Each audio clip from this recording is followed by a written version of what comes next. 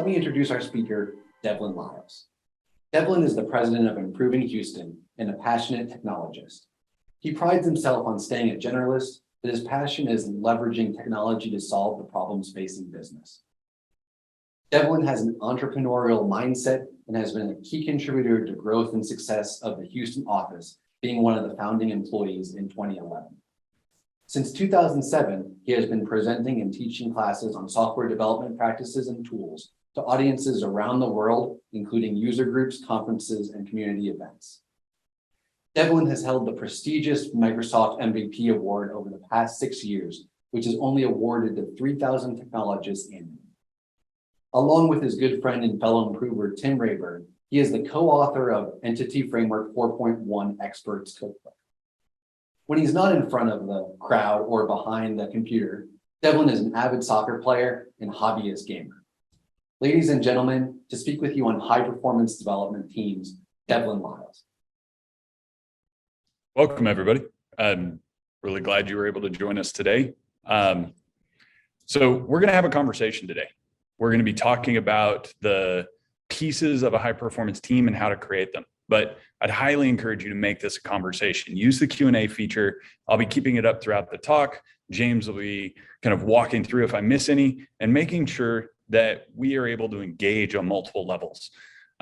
First off, let me introduce myself for those of you that don't know me. Devlin Liles, lifelong learner, passionate geek, grew from a technologist into running the business for Improving in Houston. And so I've walked this path with many teams across many clients. And so I picked some of my favorites and I put together a team for us. So this is our team. The wheels are mostly on the car at this point. We've got an amazing team lead, right? Superwoman, saves the team anytime a sprint is behind, works the weekend, nails it. We've got a business analyst who's incredibly detail oriented and loves their functional specs. We've got Seema, our quality engineer, who's constantly pointing out where we might have missed something and helps to drive that product, but creates a little tension because of it. We've got our junior developers, right? Jared, who's constantly 5 minutes away from done for a week and a half. And Sarah, who's working on something. We're just not really sure what. And then we've got my favorite part, our product owner committee. Now, our product owner committee is Tom, Diane, and Henriette. And this gives us the ability to kind of picture what that team looks like. Now, this team has never happened to me. It's happened in pieces. I've had 1 or 2, or maybe on a bad team, 3 of these. But all of those parts coming together can create some incredibly bad problems and mistakes. But we're only a few kind of tactical choices and a lot of work for making this into a high performance team. Now, when we talk about a high performance team, one of the first things we have to talk about is team dynamics, because the best, the brightest, the most technically competent can fall down when the team doesn't get along, when they can't explore problems, they can't deliver, they can't talk about real issues. And so one of the biggest keys that we're going to talk about, and one of the most common myths, is that team dynamics is a natural evolution. We've been kind of lulled into this false sense of security for years by the forming, storming, norming, and performing that we've all heard of, as if it was kind of this natural evolution. The problem is there's an exit ramp in every one of those states. You can be constantly forming or constantly storming. You can cycle back through those. It's not a linear progression. And so what ends up happening is you end up losing the ability to manage the team and the ability to deliver simply because you're not proactively going after team dynamics. Now, when we talk about team dynamics, we're going to talk about a lot of pieces, because every individual is a mixture of their needs, their behaviors, their motivators, their personalities, their skills, their knowledge, and their experience. We're going to talk about generalizations today, but it's important to note that there's about 7.8 billion variations of this. Everybody's unique, and you're going to have to meet people where they are when you're addressing team dynamics and really working to make sure that the team fits the needs of the people as well as the business. Now, unfortunately, we've ended up with 2 extremes in this conversation, and I want to call those out. The first is that it has to be high pressure, intense, and driven to be a high performing team. That's equally as false as we're all having fun in games and the work will somehow magically happen as long as we're in a relaxed environment that's psychologically safe and that the pressure's kept low on purpose. There's a wealth of information and studies that tell us that that's not actually where human beings thrive. We thrive in kind of this optimal pressure zone in which performance is high and pressure is moderate to high. That very high space where we're feeling strain and we're feeling burnout, and that kind of zone of delusion where high pressure, high performance doesn't actually happen. We talk about it often. And this is the place where almost every professional sports team, from badminton to cricket to football to F1 racing, they try and live in that high pressure, high performance space because that's where performance happens. Now, in this space, consequences and measurements of success are very common conversations. When I make a mistake on a pit stop and the tire falls off, that's on me, right? When somebody else on the team makes a mistake and causes a problem, that's on them. And there has to be accurate and proportional pressure applied, whether that's through performance improvement plans or consequences or coaching and growth to make sure it doesn't happen again. All of these are tools in our toolbox to make sure that we're adequately applying pressure. I want to talk about the low end side of it, because if we've got low performance and low pressure, we can naturally return to this. You'll notice that comfort is where we're kind of doing okay, right? We're producing the same as we've kind of always produced. We're putting in the same effort as we've kind of always put in. And slowly we'll slip back down this hill because we're constantly fighting entropy and the evolution of the team. The new technologies, new techniques require us to learn and grow and stretch into new things. The new challenges that business brings to the table are going to constantly require us to reevaluate our skill set and to dive in on things that generally a year or two or maybe 3 years before wouldn't have been considered part of our job. It's this natural curiosity and the willingness to stretch that actually leads to that potential for a high performing team. Now, there's been a large debate inside improving and in the market, kind of broadly looking at the industry, of what the key to a team is. I don't believe there is one, but if I had to boil it down to the one that makes the biggest difference, I'd say a consistency of effort over time. Because if you're constantly pushing just a little bit further, you're going to stay on the upside of that ideal curve. Now, if you're pushing way too much and you're throwing 70, 80, 90-hour weeks, months and months on end, you're probably going to end up in that burnout space and that strain space. But it is uncomfortable to be stretched, which means we have to budget our time for optimal performance.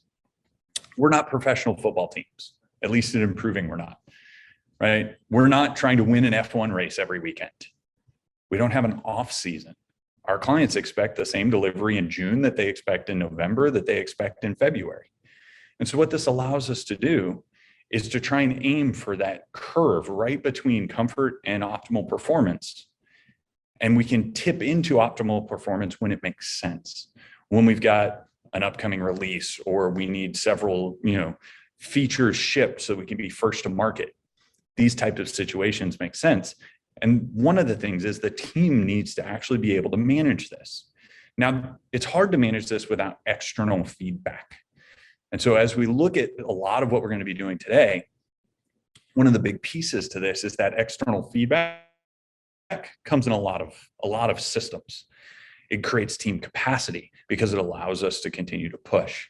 Now, I'm not saying this is easy at all, because as we slip down into that boredom and the kind of low performance, low pressure, these create the spaces where I can kind of be dual employed. I can have two jobs because both of them live in that space and expectations are super low and performance is low, and that's okay. And this is actually something we're struggling with as a culture right now. How do I appropriately set expectations?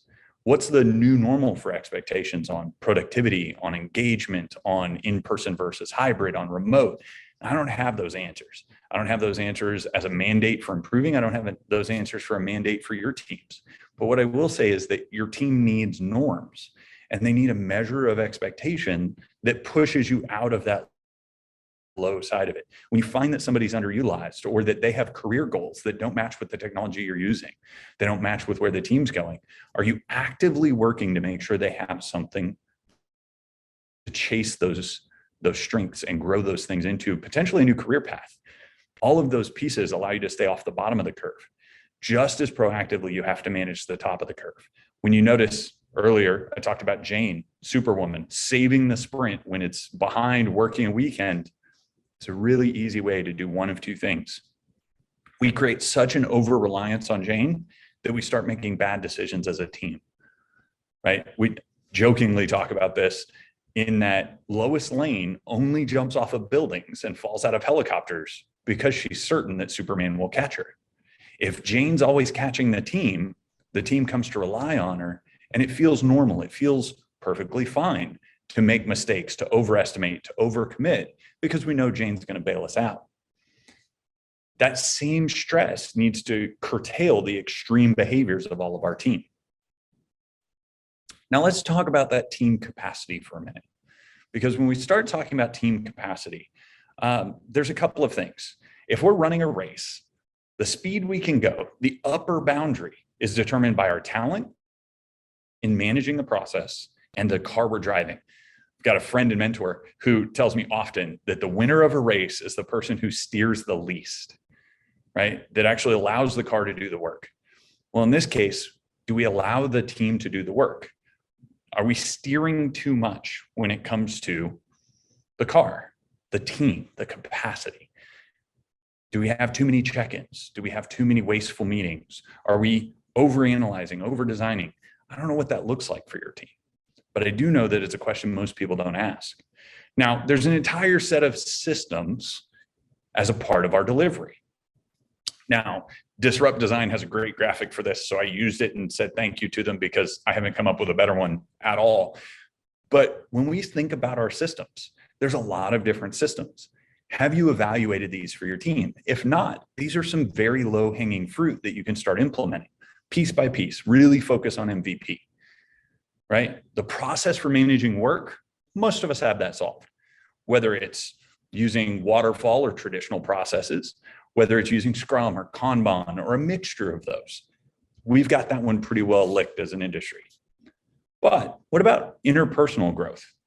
How are we growing the relationships we come to rely on in times of stress so that we can talk about real issues and extend trust and vulnerability?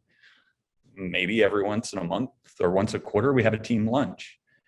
Are we getting together and are we having a lean coffee or sitting down and having design sessions where we sit down and collaboratively go through things so that we can build up those relationships? In a remote world, are we intentionally scheduling time outside of the events of the frameworks we use to invest in those relationships? When's the last time you grabbed a digital coffee with somebody? Most of us don't have systems for this. That system could be as simple as a reminder at the beginning of each week to schedule one digital coffee. You can do that without getting your team's agreement. Literally just set up the calendar invite and go. Now, this may sound contrite, but it is one of the biggest impacts because it connects us as humans. We talked about all those different stack of things. If I'm worried about the health and well-being of my family, I'm not bringing the best of my work to the table. If I'm worried about work, I'm not bringing the best to them either. And so this allows us to stay connected and move with those kind of ebbs and flows of the life of our folks. Now, intrapersonal development. That is, how are you growing you so you bring more to the team? In the technology world, this is a fairly easy one to talk about because technology moves so quickly that if we're not investing in our own personal growth, then we're probably falling behind the market. There are JavaScript frameworks that have launched, gotten to adoption, and died while I've been talking to you. And it's those kinds of rat race that we feel in the technology space that building a system for this, that might be hitting Ars Technica, that might be hitting Stack Overflow, or following your favorite subreddit on technology.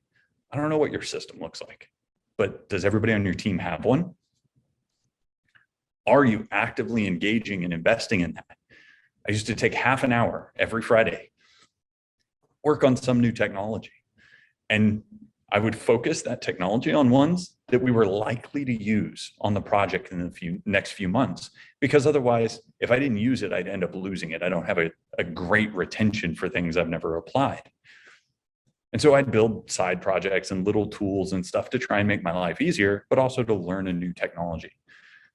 Sometimes that works out incredibly well. Learning MVC and MVP early on, 2008, 2009, 2010 was great. Learning Silverlight at the same time didn't work out for me. And so not all of these experiments are going to be successful. That's okay. Growth is orthogonal. It is not a straight line from where I am today to success. You're going to have a lot of hurdles and you're going to have some false starts. And then vision and focus. What's the system for you as well as for the team to say no, to push back? Because there's an infinite number of ways that we can spend time and we can spend money and we can spend energy. How do we go about saying no to all the great ideas so that we have capacity for the really amazing ones? Because if we say yes to everything, we'll inevitably fail at the vast majority of things. And then the last one is execution of work. Now, for everybody sitting there going, wait, execution of work, that's Scrum or Kanban. It's really not. Most of us haven't spent a lot of time thinking about how we do the day-to-day work. Imagine the following scenario. I go over here and I grab a card off of the board and I go, all right, build a service API for blah, blah, blah. Got it. And I sit down at my computer. What does Scrum tell me I should do next? Nothing. What does Kanban tell me I should do next? Nothing. They're not built to solve this problem. Now, I have my personal system. It's my personal preference. But have I gotten feedback from my team? Have we created working norms? Did I educate my environment? Hey, when this little rubber duck is on the top of my cube, that means I'm heads down. Please come back later. Don't interrupt me. When I'm on Do Not Disturb in Teams, that means I'm heads down. Please try not to interrupt me. When I'm done with that Pomodoro or that 26-minute increment, I'll turn myself off of Do Not Disturb or use a Pomodoro timer that does it for you, like me.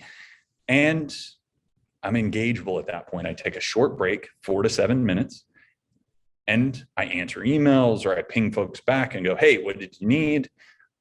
And it clears that piece, but it gives me heads down focus. I also use test-driven development and I commit every time those tests are completed. But what's your system? Have you thought about it? Have you worked on it? You'd be amazed at the performance that can be unlocked by spending 5 minutes a week looking at how you do work, not the work you do, but how you do work, and going, what could I do better? Imagine a retrospective for your own working patterns. Do I do my best creative work in the morning? Do I do my best creative work in the evenings? Am I a post-lunch meetings person or a post-coffee meetings person? Now, as an individual, coming to those answers is important, but it's far more important to set up a structure for the team to come together on those. If the team is majority creative early morning people, right after coffee, that's the creative time for the team. That might be the best time for brainstorming sessions, but probably not the best time for heads down work. Whereas if we're afternoon creative people, heads down work, early morning meetings, and then we have our creative and collaborative time in the afternoons. Coming to a place where we all compromise a little bit requires a lot of tension, a lot of work, and it puts us into that stretch a little bit. Each of these systems plays out to teams and interactions throughout a sprint. But it becomes problematic when we start looking at this at scale. You'll notice I've given you a lot of what ifs and a lot of questions. So I'm going to ask one of you, encourage you to use the QA feature and throw out some questions or some answers. But when you look at your team, did you intentionally build these, the systems that you were working with? Or did they just kind of happen because that's what everybody did and it was habit and tradition? There's this great story about psychological impact and momentum of decisions that are made but not truly understood. So they got a group of monkeys together and they put bananas out there, and the monkeys went after the bananas and they shot them with a water cannon. And they pushed them off with a big water hose effectively. And then they kept doing this. And then they bring in new monkeys and they bring in new monkeys. And at one point, all the monkeys that were there and actually got the water hose were gone. The other monkeys were still keeping all the monkeys away from the bananas because that's what they did. They didn't know why. They were just protecting because that was what you did. We do this a lot with our teams. How many times have we sat down and talked about the things that are habit, the things that are tradition, and actually looked at why we do them? It's one of the glorious parts about having junior developers on the team. We talked about Jared and Sarah a little bit earlier in our team structure. There's amazing hidden value for high performance teams in making sure you have a mixture of skill set. They're not all top flight amazing. These are the top echelon. Because if you get 5 senior architects with staunch opinions in a room, you'll often have more arguments than you will productivity. So did you build those systems intentionally, or did you happen into them? Now, if you happened into them, that's okay, because now you have the ability to change. You have awareness to that, and you can choose differently tomorrow. You can sit down at Retro and talk about one of them. Hey, why is our Scrum meeting at 9:15 every morning? Well, it turns out our Scrum meeting was at 9:15 every morning. This is a true story for us, because we had another Scrum meeting for another office at 9, and we had a few people that had to make both meetings. That hasn't been true in 7 years. But our Scrum meetings at 9:15 every morning. It's mine that I'm going to be looking at here shortly to go, do we still want to make that choice? If we do, and we want to keep it at 9:15, that's great. But we've never questioned it. It was just the way it was. That's where we put our time. So I got a great question. What are some of the questions that you use to bring the team to think critically about interpersonal systems? So questions I use to bring the team to thinking about interpersonal are largely what we call our trust pod questions. They're discussion points about behavior, not about people, right? What's one way we could invest in each other over the next 2 weeks? Not related to the work we do. It's one of my favorites. Right? It's like, oh, we could have a team lunch, or we could have coffee, and a lot of ideas will come, and you prioritize them and you pick one and you try it, see if it makes a difference. Another question that we bring to the table is, what's one thing you wish we did differently outside of the work we deliver? It's focused on the team. It says we did differently. It's not organizational, and you can move that around, but it gets people thinking. It's like, well, I wish we had, fun activities. Like we do Jackbox games at some of our events, like just a little bit of trivia and breaking things up. But it keeps us focused on optimizing the team.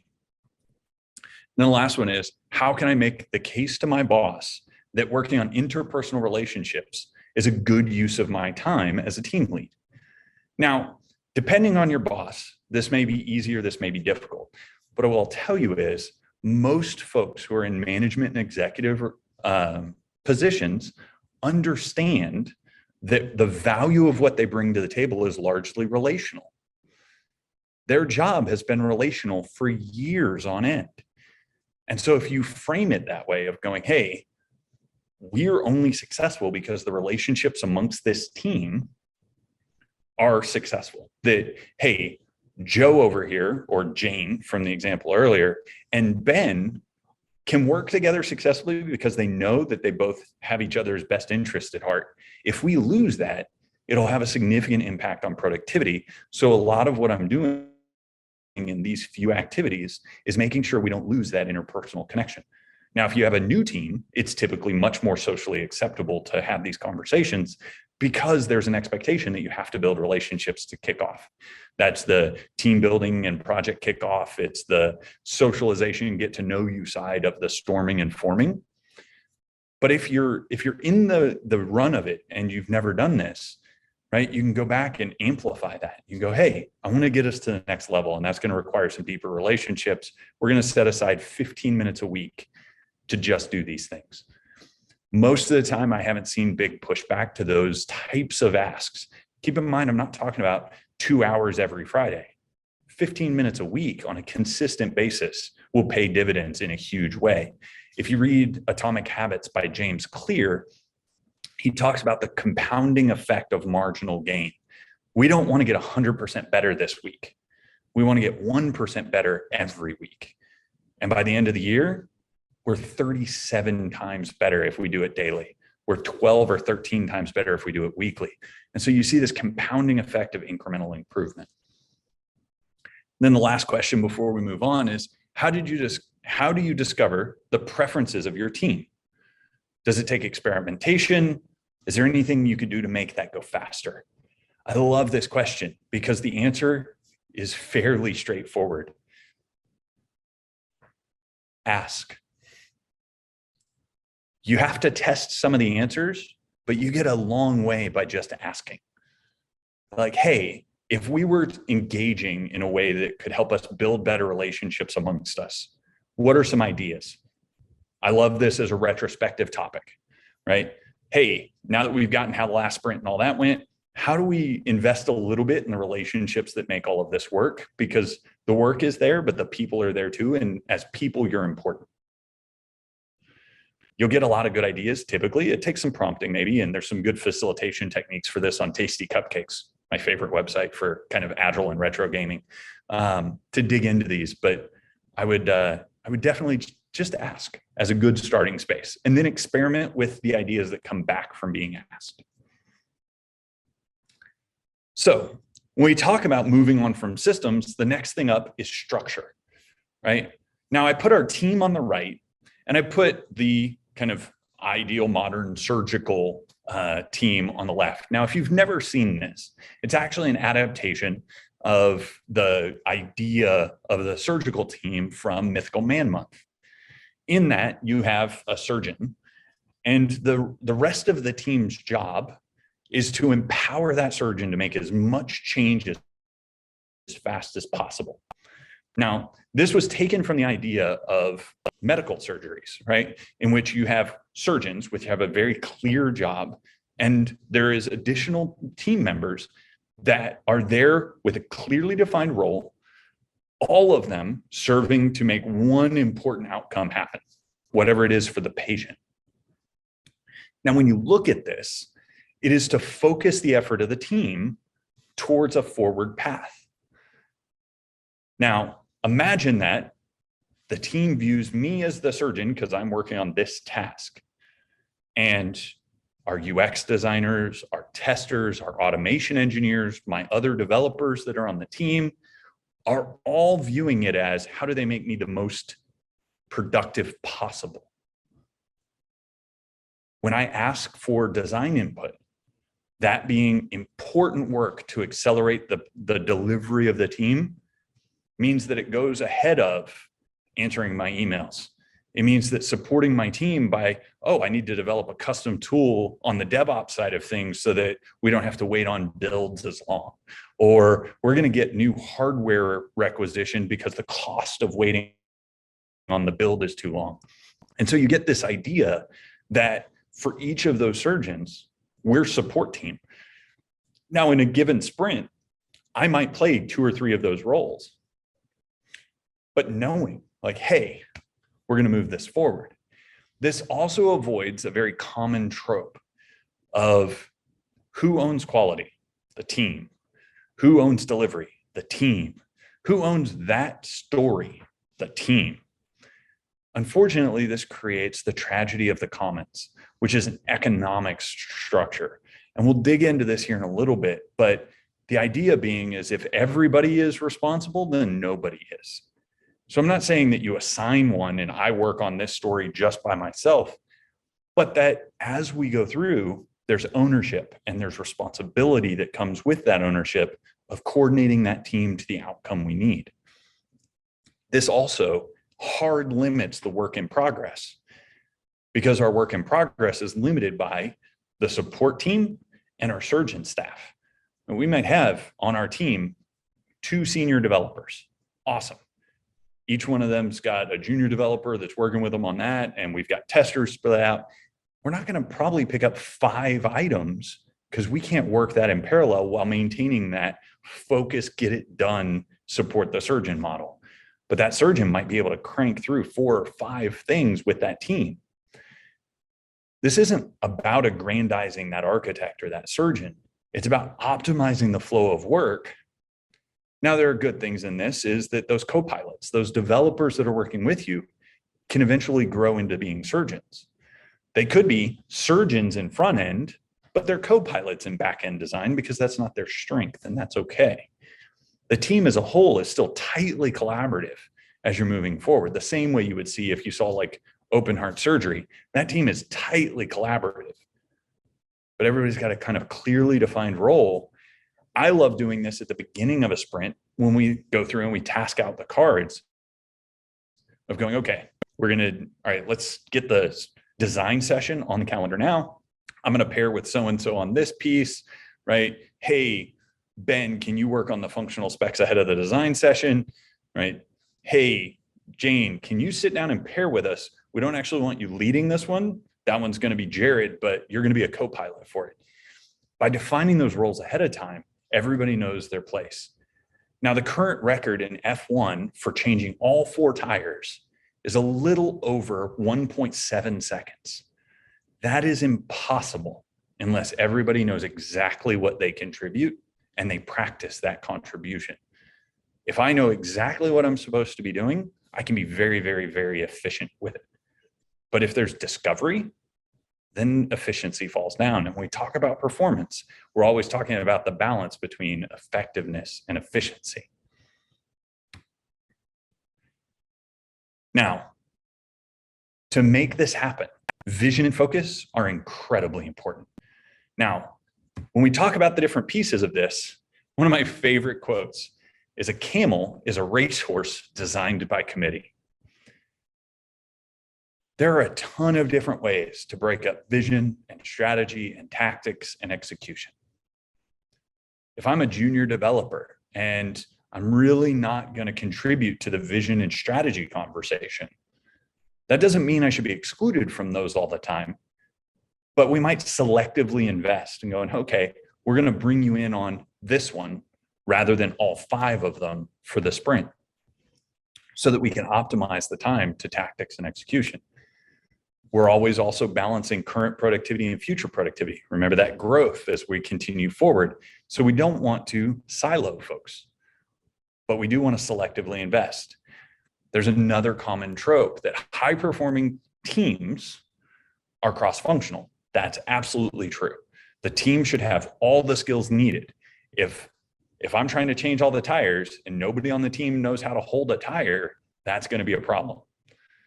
But it doesn't mean that every single person should be able to do every single job, because specialists have value. Now, those specialists also come with a bit of a specialist tax. If everybody's a specialist and we have to work serially on things, that's problematic. And so we want generalists with a specialty.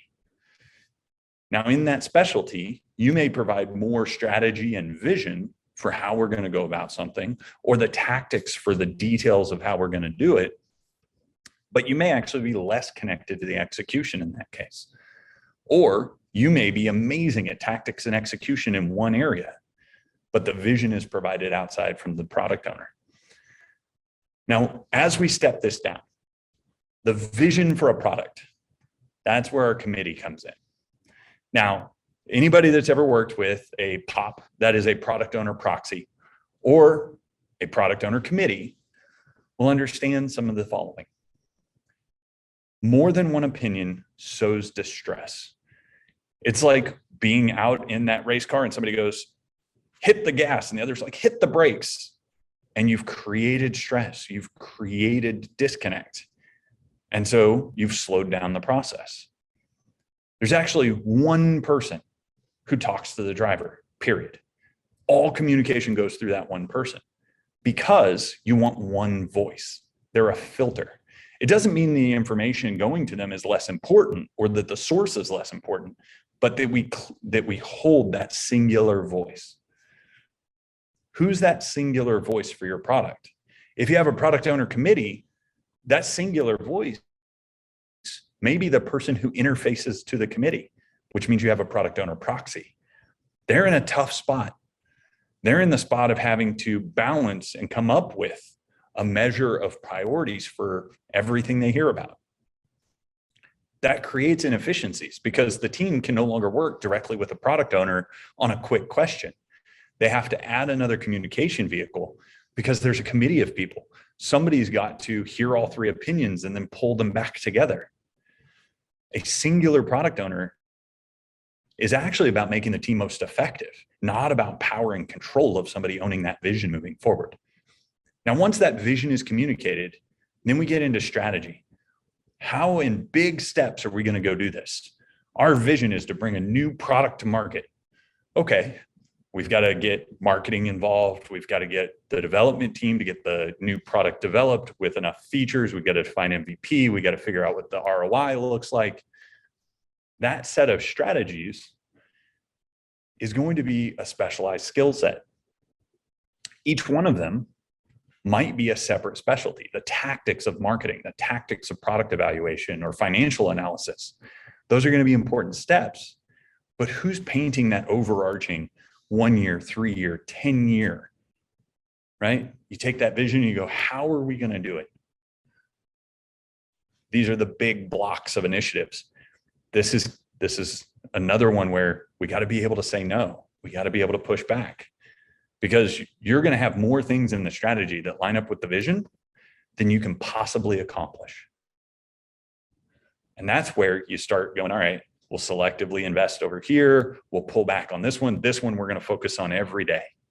And we're going to ignore these 4 areas over here until V2, right? The common vocabulary for this is MVP.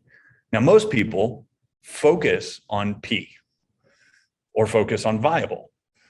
I would say that all 3 are important. You can't get away with just looking at one of those letters. It has to be the minimally viable product, right? If it's not a product and you can't take it to your customers and actually have them use it, that's not MVP. If it's not viable to solve a business problem in such a way that they buy that product, that's not MVP either. And if it's got gold plating at all, that's not minimal. And this is where that translation of vision to strategy makes a huge amount of sense. Now, there are very few people, I've known a few in my life, who could go all the way through all 4 of these. They just couldn't do it all at the same time because the requirement of keeping a big picture lens for vision typically means that you have to be far enough away from the details of execution to get there. To be able to keep the broad lens, you've got to be out of the weeds, right? Can't see the forest for the trees. Shows up when we talk about the team side of this. When you look at this, have you actually talked about this inside your team? I'm going, hey, for this user story or this sprint or this card, who's doing the strategy of here's the implementation strategy, here are the pieces we need, right? Ben's doing the functional spec and he's going to get these pieces, right? Seema's going to be doing the test plan and we're going to do some automation in that, but Seema's going to figure that out. That's strategy. And then Seema takes it and goes, all right, I got the tactics. Here's my test plan. Here's where we're going to automate. Here's where we're going to interact. I have these connection points to design and to development. And sometimes the developers are just executing. Sometimes the testers, the UX are just executing, and that's okay. Right? Some of my happiest and most productive sprints were when I didn't have the fog of everything else. I had one clear problem in front of me and it was just solve it. But do you have these conversations with your team and actually dive into them? Because unfortunately, we largely go, oh, they got it. They have a backlog, they got a priority list, they'll figure it out. But that analysis, that time to figure it out is feeding down on our velocity, on our ability to deliver. That's not to say this doesn't change often, but having clear nomenclature for communicating it, having a clear working norm or that interpersonal system to make sure that we're developing forward allows us to dig into these things. Now, all of these are built on top of trust and vulnerability. And I'm not talking about like share your worst moments in life and the first person that you call when your brand new baby is born is your teammate. But I am talking about being able to talk about real problems and talking about real failures and real successes with your team. Now, ultimately, we kind of walk into this by default. We go, oh, this is the team and this is their working norms, and I'm kind of feeling my way with big landmines and cliffs all around us. What I'd like you to think about is balance. My heart is to give every person the opportunity to grow into whatever they want to be. My brain is, we've got a sprint commitment that we've got to get done. And you're going to be balancing these constantly, and you're going to get it wrong. So I typically use the 10% rule. I want to err 10% towards my heart. I think it through and I go, all right, here's the perfect plan for how I think we can accomplish this thing. But I know Ben wants to grow some coding skills, so we'll have him pair with Jared or Jane so that we can then move forward, right? I know that our product owner committee really want input. So we're going to have one product owner, but we'll schedule recurring meetings with all of them inside the sprint so that they can stay connected. That 10% rule also includes just going a little further than you're comfortable talking about real failures during a sprint. One of my proudest moments was I was working with this team and we had our definition of done. And one of the definition of done was that there were no warnings inside the development environment. And the morning of sprint review, our sprint review was, I think, at noon or 1, something like that. So we had what we called the cutoff at 9 a.m. And at 9 a.m., everything worked. It was passing. The product owner was happy. There was one warning. We could have gone in, fixed it, pushed again. Nobody would have known, except us. We could have ignored the definition of done and claimed credit with the warning and cleaned it up next sprint, and nobody would have known, except us. And so the team stood up and never mentioned that story. When the question was asked, like, whoa, what about that one? It's like, it didn't get done, but it'll get done first thing next sprint. That was it. Because we had all agreed to a bar of quality, and we had talked about a real failure as a part of that. Proudest moment, but it takes a mature team who's willing to extend the trust and show an honest failure based on the measure versus violating a measure that the business largely wouldn't have known about. We could have cleaned it up, swept it under a rug, but we talked to our stakeholders and our product owner and the team, and everybody understood that we cared about quality and we cared about definition of done. We agreed that these were the measures, not just the team, our product owner, our stakeholders agreed these were the measures. So we got to have real conversations about real failures. You're going to have failures. You're going to miss a sprint, because if you're not missing sprints, then you're likely not in that optimal performance zone where there's stress and there's pressure, not unhealthy stress or pressure. That stress and pressure will create forward movement for you if you create it, if you dig into it, if you're constantly moving forward on it. And so what this looks like is a virtuous cycle of small changes that you can make. That changing team dynamics, pick a small way, whether that's bringing up the interpersonal systems or having everybody share one thing that they do to make themselves more effective at sprint retros. My favorite version of this is we were talking about, like, share one tool or trick that you really like, and we'd rotate it through the team. 15 minutes before the retro kicked off, we'd have folks sharing it. I learned so much in that space. I got to watch a wizard at these particular types of tools, Claudio Lasala, and I picked up a lot of things that made me a better developer for decades because of some of those conversations. So it can be little things that incrementally build over time. And then we go deliver value with those changes. We have to, because that's the measure of performance. We can't focus just on getting our systems right and getting our tools right and getting our team dynamics right, but never produce. It'd be like an F1 racer that was perfect in the simulator, but never got on the track. And then we gather feedback from the team and from outside it. Hey, what was it like interacting with our team? Were there things we could have done better inside the team? Was collaboration the level we wanted it to? Did anybody feel like they were pushed out, right? And then we go through and we refine those systems. Like, oh, well, it turns out we over-optimized for efficiency and we didn't include any growth this sprint, and that felt bad. And so we're going to do that. And we go out and we deliver value again. We measure the output. We go, all right, so we've changed some team dynamics. We've refined our systems. Are we producing more? And we measure that output. And then we can make changes to the team dynamics and we can continue this cycle. Because ultimately, when we form a team, effort goes way up and then productivity follows. And then as we're maintaining productivity, effort falls down below it. And if we continually reinvest that now gained effort, where we're producing without having to maximize our efforts, and we use that to optimize the amount we push forward, we actually create a cycle in which the value we deliver grows to its optimal point. Now, the word of caution I have in this, it's not endless peaks. Velocity does not just continue to grow. And if you use velocity as the measure of business value outputted, you're begging to be lied to, right? When you get out of an F1 car, they don't go, hey, how'd that feel?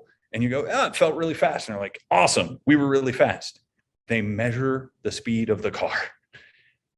We don't do this very well as an industry. We're getting better at it though. How do we measure the speed of our car? How do we measure the value we produce to the business? Are the features we're developing being used? Are they generating new revenue or saving costs or increasing our speed to market and our innovation rate? Are they helping with employee retention? What are the business outcomes we're trying to drive with our technology? Because ultimately, those are the measures. Those are the value that are in the gray circles on this graph. What's the value we're producing? By optimizing the work that's wasteful and only doing things that produce a lot of value, we could easily do this and not work any harder, not work more hours, not break our backs, just get better at optimizing what we say yes and no to, can drive the value through the roof. But we need systems and dedicated ways to talk about this and measure it. If you're looking for one, we're like, how do I do this now? Give you my easiest one that I go into almost every team and I recommend right off the bat. We typically do effort estimates on backlog items. Put a 1 to 10 scale business value on them as well, filled in by the product owner. 10 is critically important to the business. And 1 is, that'd be kind of cool. When you compare effort to business value, you get a very clear ratio. And then you can use that to measure the business value you're producing. The product owner won't just throw numbers in there, I promise. Product owners who care about those products are going to put a fairly accurate subjective measure. And then you can actually look at that long-term impact over time.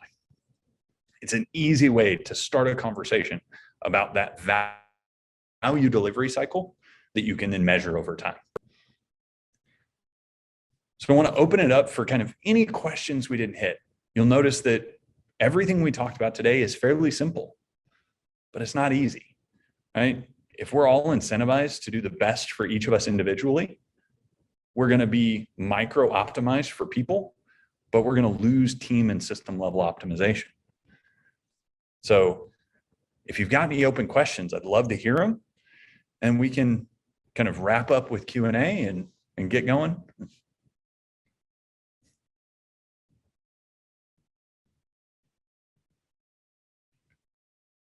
Awesome. There's a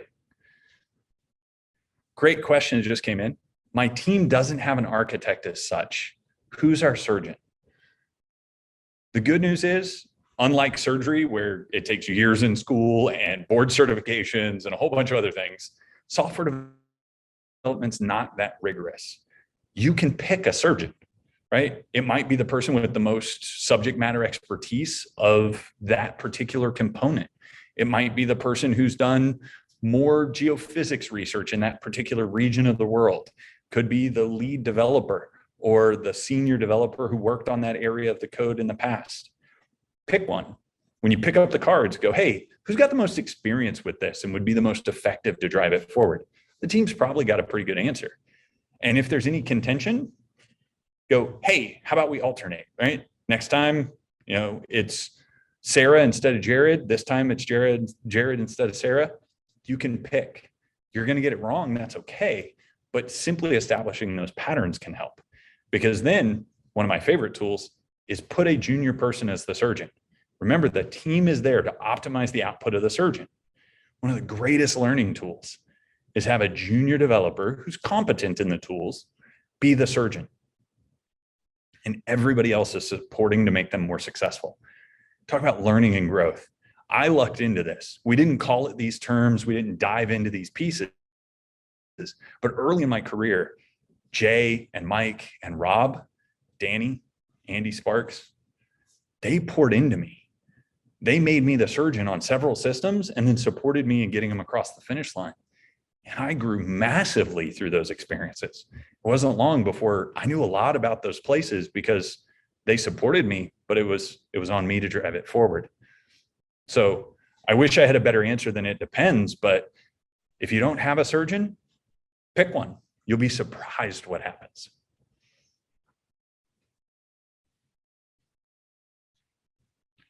What move would you make to help that team from the beginning to improve? So my first two moves that I would make from that team is don't have Jane be the surgeon. Jane, who is saving the team from their own mistakes, have her support the other team members so that they can start carrying some of the weight that she's been lifting on the weekends. That's number one. And I think it's probably the easiest one. Tim Rayburn gave an awesome talk. It's on User Group TV called Superman is Evil, talking about this common mistake that teams make in relying on that one like Herculean effort person. And so I'd say that one, and invest in the relationships. Create some kind of way to connect as team members outside of the day-to-day do the work. Over the last 2 years, with remote work becoming far, far more prevalent, it's also become more transactional. Study after study is telling us that we feel more disconnected and that it's affecting our productivity as a society and our mental health as a society. Invest there. It pays huge dividends, right? If you are happy and engaged at work and work with one person you consider to be a friend, you're 9 times less likely to leave the company. You're a little under 6 times more likely to be successful. And you're 30% happier outside of work hours. All of those stats were pulled from an Intergage survey. And I'm pulling them from memory, so I might be a little bit off, but not by much. If you email me after this, I'll send you the survey results. It's impressive. So there is a business valid reason to make sure to invest in the interpersonal. So those would be my 2. Make sure Jane's not the surgeon, because we need to make sure that we kill off Superman. And the second one is invest in the people and the relationships that are they're the glue that holds everything together. Awesome. Well, I greatly appreciate everybody taking some time out of your day. I'd heavily encourage you to come back and engage in the rest of the EDGE conference. I'm personally looking forward to tomorrow's sessions. Look, they're all amazing. And with that, hopefully you have a great afternoon.